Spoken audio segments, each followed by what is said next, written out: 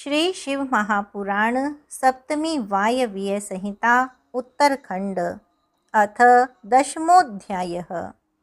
भगवान शिव के प्रति श्रद्धा भक्ति की आवश्यकता का प्रतिपादन, शिव धर्म के 4 पादों का वर्णन एवं ज्ञान योग के साधनों तथा शिव धर्म के अधिकारियों का निरूपण, शिव पूजन के अनेक प्रकार एवं अनन्य चित्त से भजन की महिमा।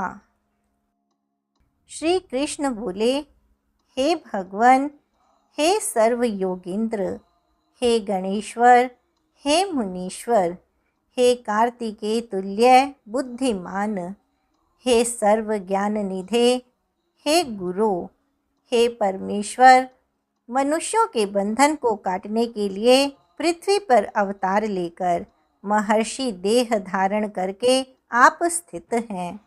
अन्यथा इस संसार में आपके अतिरिक्त कौन सा देवता अथवा दानव शिवात्मक परम भाव को जान सकता था। अतः साक्षात पिनाकी के समान आपके मुख से निकले हुए शिव ज्ञान रूपी अमृत का पान करके मेरा मन तृप्त नहीं हुआ। हे भगवान, संपूर्ण जगत के कर्ता अपने पति साक्षात शिव के अंक देश में विराजमान परमेश्वरी ने उनसे क्या पूछा था। उपमन्यु बोले, हे कृष्ण, आपने उचित प्रश्न किया है। मैं शिव भक्त, योगी तथा कल्याण में चित्त वाले आपको यथार्थ रूप में उसे बताऊंगा।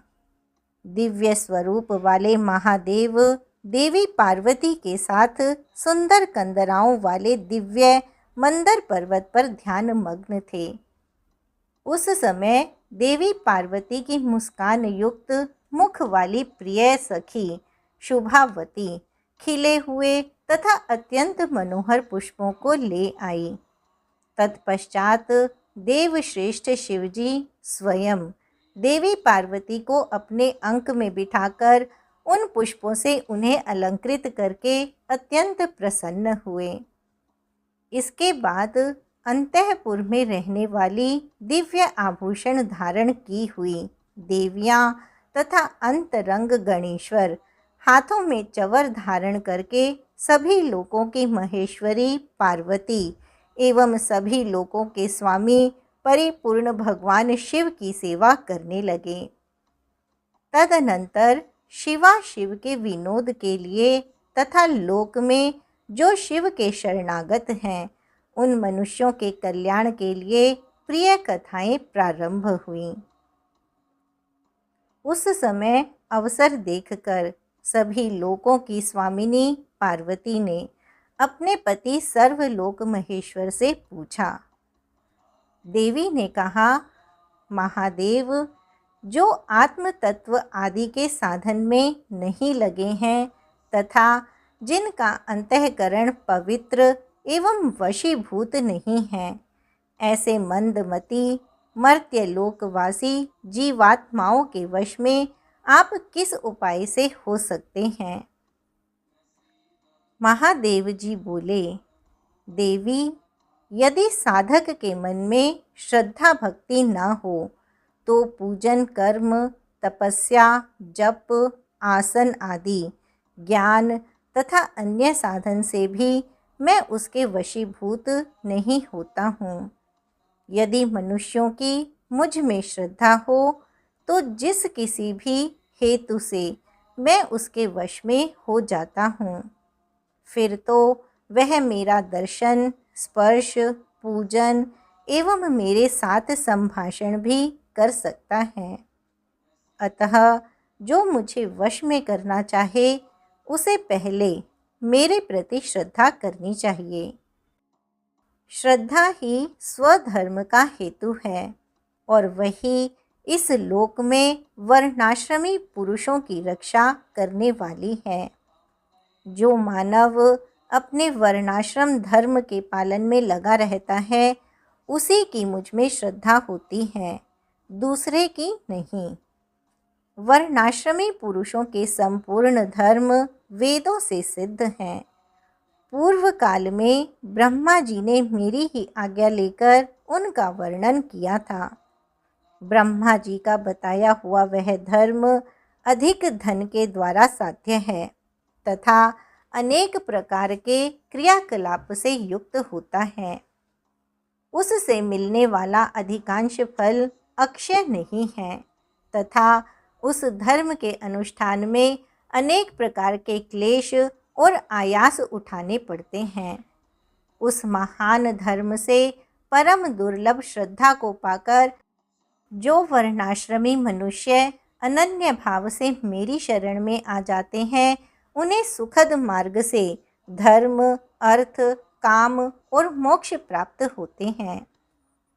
वर्णाश्रम संबंधी आचार की सृष्टि मैंने ही बारंबार की है। उसमें भक्ति भाव रखकर जो मेरे हो गए हैं, उन्हीं वर्णाश्रमियों का मेरी उपासना में अधिकार है, दूसरों का नहीं। यह मेरी निश्चित आज्ञा है। मेरी आज्ञा के अनुसार धर्म मार्ग से चलने वाले वर्णाश्रमी पुरुष मेरी शरण में आ मेरे कृपा प्रसाद से मल और माया आदि पाशों से मुक्त हो जाते हैं तथा मेरे पुनरावृत्ति रहित धाम में पहुंचकर मेरा उत्तम साधर्म्य प्राप्त करके परमानंद में निमग्न हो जाते हैं। इसलिए मेरे बताए हुए वर्ण धर्म को पाकर अथवा न पाकर भी जो मेरी शरण ले मेरा भक्त बन जाता है, वह स्वयं ही अपनी आत्मा का उद्धार कर लेता है। यह कोटि कोटि गुणा अधिक अलब्ध लाभ है। अतः मेरे मुख से प्रतिपादित वर्ण धर्म का पालन अवश्य करना चाहिए। हे शुभे, हे आर्ये, योगाचार्यों के बहाने से मेरे हजारों अवतार तथा संततियाँ सभी मनवंतरों में होते हैं। हे सुरेश्वरी, योग निष्ठा शून्य, असद बुद्धि वाले तथा भक्ति रहित लोगों को मेरी अवतार परंपरा का ज्ञान दुर्लभ होता है। अतः प्रयत्नपूर्वक वर्णाश्रमोचित आचार का आश्रय ग्रहण करना चाहिए। जो मोक्ष मार्ग से विलग होकर दूसरी किसी वस्तु के लिए श्रम करता है, उसके लिए वही सबसे बड़ी हानि है, वही बड़ी भारी त्रुटि है, वही मोह है और वही अंधता एवं मूकता है। देवेश्वरी, मेरा जो सनातन धर्म है वह 4 चरणों से युक्त बताया गया है। उन चरणों के नाम हैं ज्ञान, क्रिया, चर्या और योग।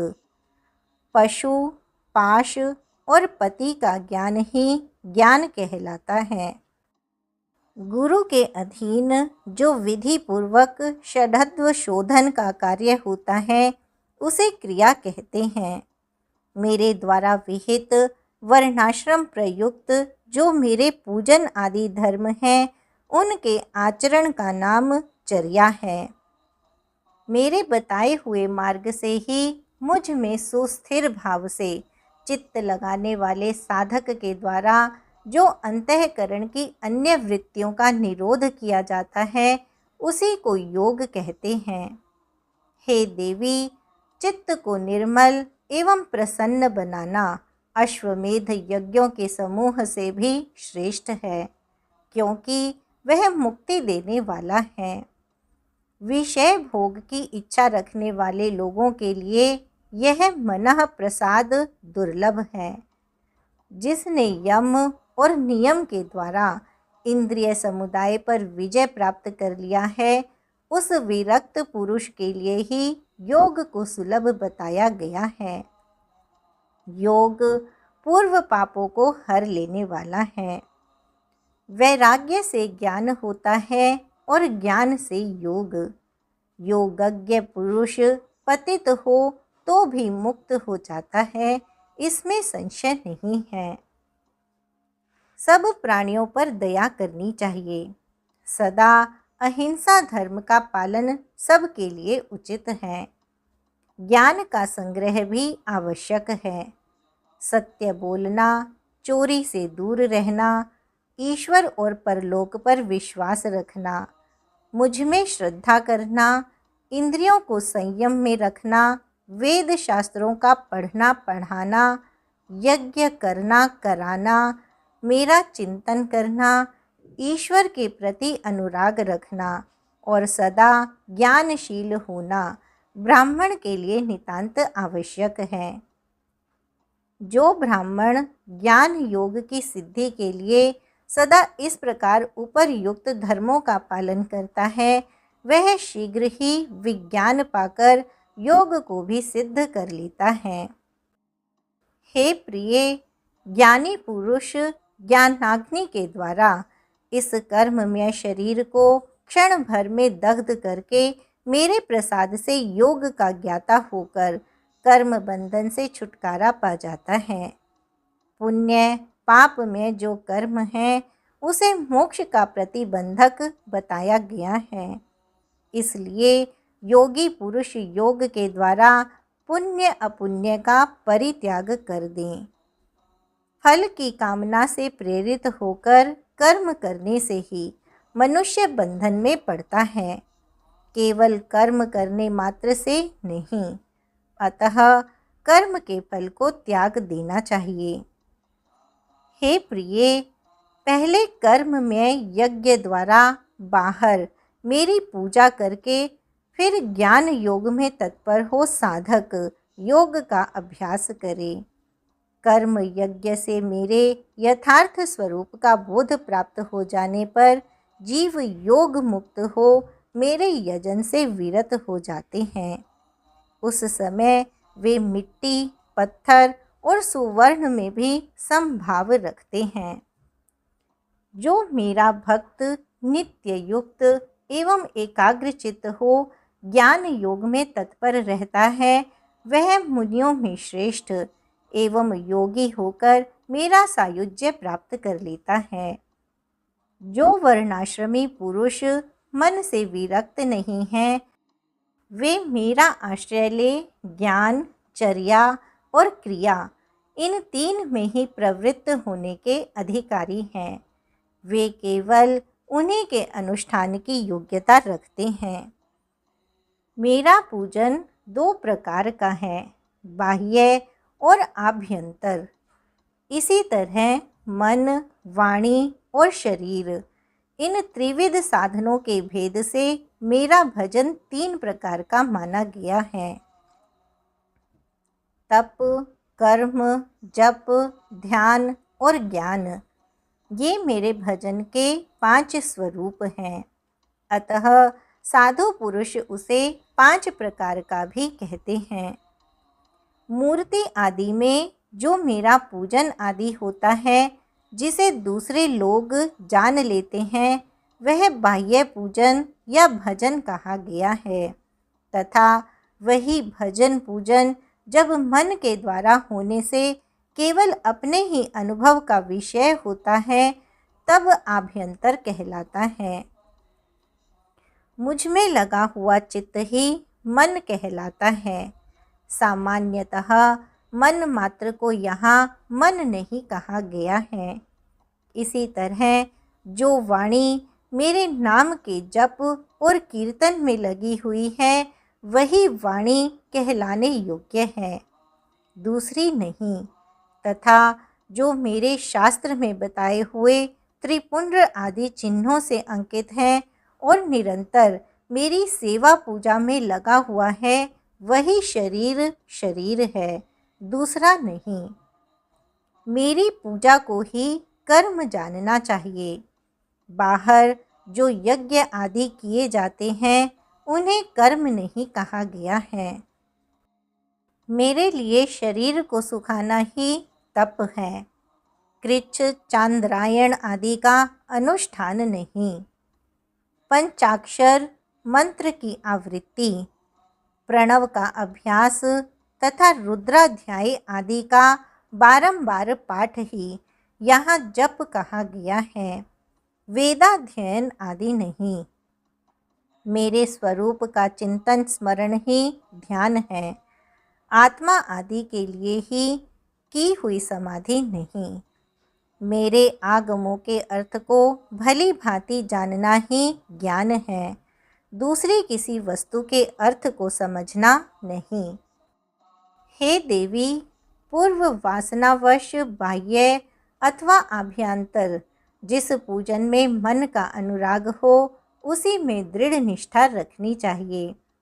बाह्य पूजन से आभ्यंतर पूजन 100 गुना अधिक श्रेष्ठ है, क्योंकि उसमें दोषों का मिश्रण नहीं होगा तथा प्रत्यक्ष दिखने वाले दोषों की भी वहाँ संभावना नहीं रहती है।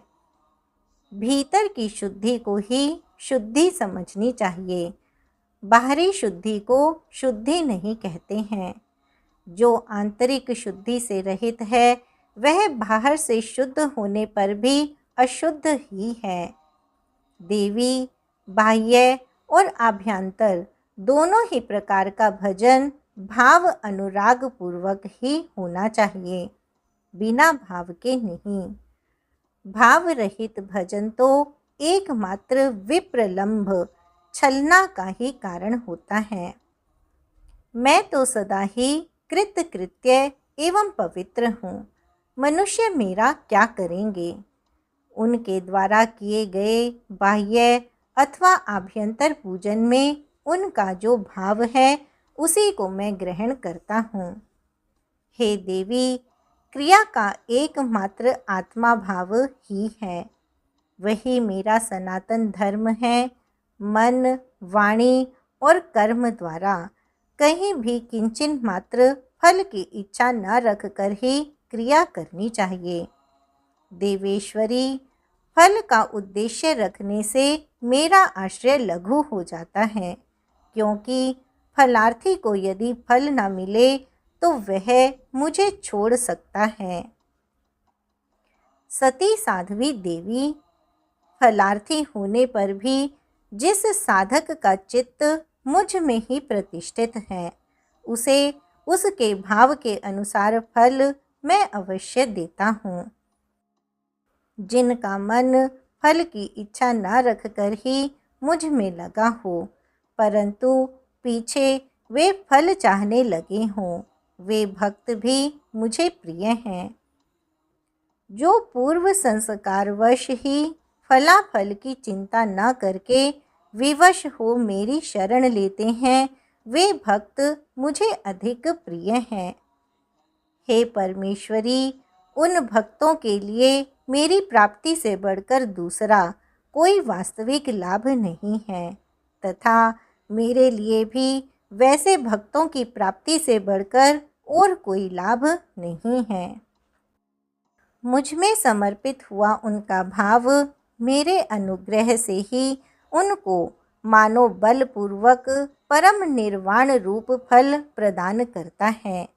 जिन्होंने अपने चित्त को मुझे समर्पित कर दिया है, अतएव जो मेरे अनन्य भक्त हैं, वे महात्मा पुरुष ही मेरे धर्म के अधिकारी हैं। उनके 8 लक्षण बताए गए हैं।